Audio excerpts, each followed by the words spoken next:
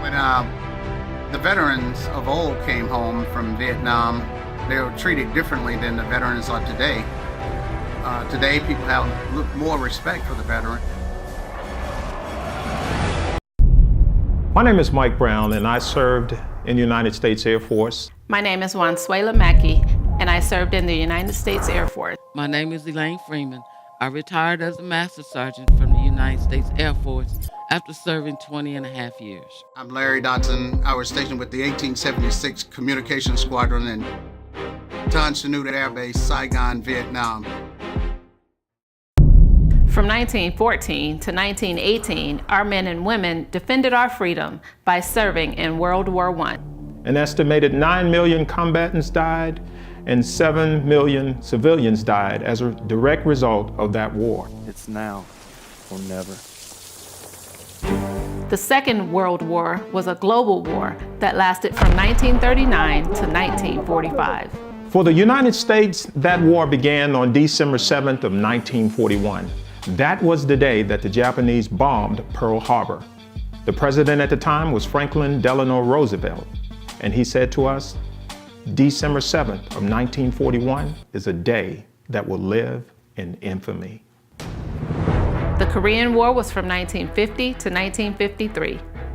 It actually started on June 25th of 1950 when the North Koreans decided to roll across the 38th parallel into the South. Korea split into two sovereign states following the Cold War between the United States and the Soviet Union. They were divided at the 38th parallel. They fought for those 3 years, and after 3 years of battle, they decided to have an armistice agreement. That agreement is still intact today, which means technically, we're still at war. The Vietnam War was from the 1st of November 1955 until the fall of Saigon on the 30th of April in 1975. I was stationed in Tan Son Nhut Air Base, Saigon, Vietnam, 1971-72.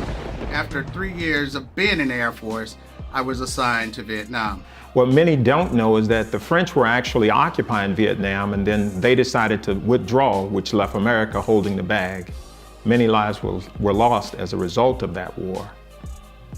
The Persian Gulf, also known as the Gulf War, lasted from 1990 till 1991. It was codenamed Operation Desert Shield. Rolling on to target area with potential high-value target, over. We called it Desert Shield, Desert Storm, from about 1990 to 91. My daughter was about 9 years old. I was a single parent, and it was an anxious time for us. The reason we ended up in that war was because the president of Iraq at the time, Saddam Hussein, decided to invade Kuwait. Well, we taught him a lesson that day. We went, we helped out, and liberated the people. The Afghanistan war started in 2001 and is presently going on. The Iraq war started in 2003 and is still going on. Both of these wars are the result of us being bombed on September the 11th of 2001. I've personally served in Iraq.